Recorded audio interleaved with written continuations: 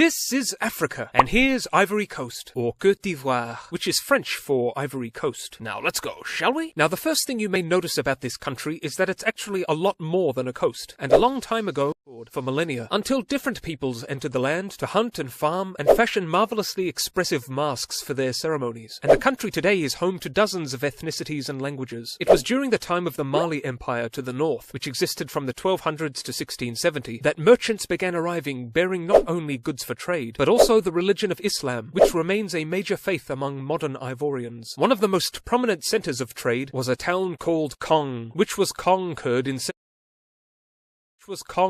1710 by Jula warrior Sekou Ouattara, who founded the Kong Empire. This here is an actual donkey in Kong. Okay. This was a mercantile state which survived until 1898, when it was dismantled by Samori Touré of Guinea, who burned the capital. The same year he himself was defeated by the forces of France. The French had been present in West Africa since the 1600s, but didn't really start extending their commercial interests into the Ivory Coast until the 19th century. With the permission of native leaders, the French began building trading posts further inland. This was a mistake of the Ivorian rulers, for during their scramble for Africa, when various European powers fought to gobble up as much of the continent as they could, France coast for itself. Though many Ivorians arose in resistance, they were crushed by their colonial overlords, who proceeded to promote the planting of cocoa and coffee for export. So French rule continued, towns and cities were built, and the French language took root. Enter Félix Houphouët-Boigny. Born into a family of chiefs, he took up the cause of native workers' rights, and later successfully marched into politics, and in 1945 gained a seat in the National Assembly of the French Parliament. The Ivory Coast achieved independence in 1960, and naturally Houphouët-Boigny became first president. Ivory Coast's economy prospered via its lucrative agricultural exports, becoming the world's largest producer of cocoa, and good relations were maintained with France in a policy called France-Afrique. Ivory Coast began booming in many respects, as its president acquired more authoritarian powers, and began several costly building programs. The 1980s saw an unexpected drop in prices for the country's produce, leading to various problems for the next president to deal with. Debt increased alongside complaints of corruption, and in 1999 a coup toppled the president. Now the days of prosperity had seen a lot of immigrants arrive in the country, many of them from Burkina Faso, who began complaining of discrimination by Ivorian laws, including one hastily composed before the 2000 elections that only allowed persons to vote if both their parents were born in the country, which rendered Alassane Ouattara's bid for office ineligible, angering his supporters. And there was civil war, and then another civil war after the 2010 election saw Ouattara become president, who had the support of France and the UN in putting down his opponents. War, of course, waved its woeful wand over the land, but Côte d'Ivoire's economy is once more improving, and let's hope this trend continues, and we wish it the best of luck. But as for me,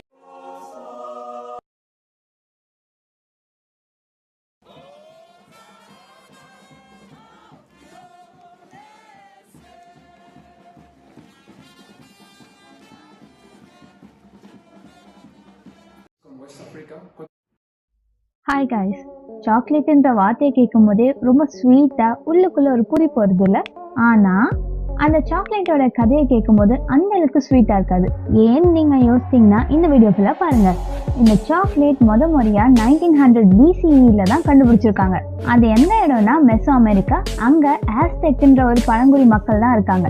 அவங்க இடத்துல மட்டுமே இருக்க அந்த cocoa ட்ரீல இருந்து அந்த கொட்டையை எடுப்பாங்க. அந்த கோகோ கொட்டையெல்லாம் நல்லா காய வச்சுட்டு நெக்ஸ்ட் அம்மியில போட்டு நல்லா அரைப்பாங்க. அதுக்கப்புறம் அது கூட கொஞ்சம் கார்ன் மீட் அப்புறம் மிளகாவா சேர்ப்பாங்களாம். எது மிளகாவா? அப்புறம் எப்படி இது சாக்லேட்டா இருக்கும்னு நீங்க யோசிக்கிறீங்களா? இந்த ஆஸ்டெக் பழங்குடி மக்கள்லாம் இது ஒரு சாக்லேட்டா சாப்பிடல, இது ஒரு ட்ரிங்கா சாப்பிட்றாங்க. அது மட்டும் இல்லாம இந்த கோகோ பீனை சாதாரண மக்களுக்கு எல்லாம் கொடுக்க மாட்டாங்களாம்.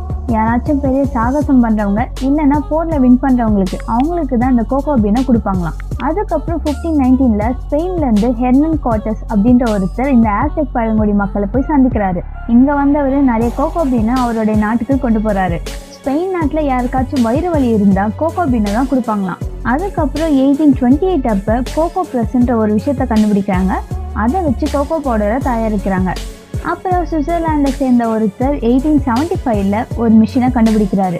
அந்த மிஷினை என்ன பண்ணோம்னா, இப்போ நம்ம சாப்பிட்ற பார் சாக்லேட் இருக்குல்ல, லைக் இந்த டெய்ரி மில்க் சாக்லேட்லாம் இருக்குல்ல, அந்த மாதிரி பார் சாக்லேட்டை பண்ணுறாங்க.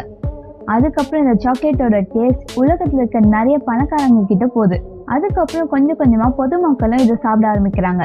இதனால நிறைய சாக்லேட் கம்பெனிக்கு நிறைய கோகோ பீன் தேவைப்படுது. பொதுவாகவே இந்த கோகோ பீன் எல்லாமே பூமியோட ஈக்குவேட்டர் லைன்ல இருக்க நாட்டில் தான் முளைக்கும். அதில் ஆப்பிரிக்காவில் தான் நிறைய கோகோ பீனை எடுக்கிறாங்க. யாரை வச்சு அதெல்லாம் அறுவடை பண்ணுறாங்கன்னா சுமாரா 15 கோடி சின்ன பசங்களை வச்சு இந்த கோகோ பீனை எடுக்கிறாங்க. அது மட்டும் இல்லாமல் அந்த சின்ன சின்ன குழந்தைங்க நிறைய அபியூஸ்க்கு ஆளாகிறாங்க. இதெல்லாம் முடிஞ்சதுக்கு அப்புறம் தான் ஒரு கம்பெனிக்கு போய் அதுக்கப்புறம் ஒரு சாக்லேட்டாக நம்ம கிட்ட வருது.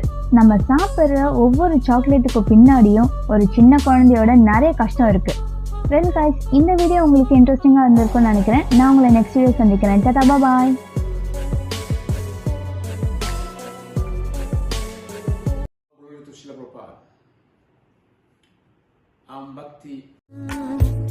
Krishna Krishna Hare Hare Hare Rama Hare Rama Rama Rama Hare Hare Hare Rama Hare Rama Rama Rama Hare Hare Hare Krishna Hare Krishna Krishna Krishna Hare Krishna, dear devotees, I would like to send this message to all our well-wishers, our dear devotees who have been helping ISKCON in Cote d'Ivoire for many years. Because of the present situation, things have become very, very difficult. And it is well known to all of you that ISKCON in Cote d'Ivoire is sustained or maintained by a generous contribution of our landlords. And because of this situation, we have not been able to make any tangible contributions to maintain the temple. So the landowners are agitating to quit us. They have sent a series of messages that we should quit. So we therefore beg and request that all of you should come to our aids and support us so that we'll be able to have a place for Lord Krishna and thereby give chance for many people to come and take steps for Lord Krishna, which is the prime necessity for humanity at large. Thank you. Hare Krishna.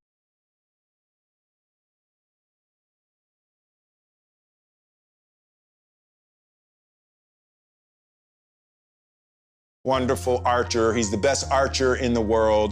And his family trips out and take the kingdom, and they're like, they snatch his wife and they're trying to disrobe his wife. And he's a warrior, and he could get the kingdom back. But these are his uncles and his brothers-in-laws and his teachers and people that he loved and trusted, and they took his kingdom. He's devastated that his family and his friends and all of that for material gain would do this to him, and he's deeply pious. And they prepare an army, the greatest army that's ever been assembled, except that they don't know that God is driving Arjuna's chariot.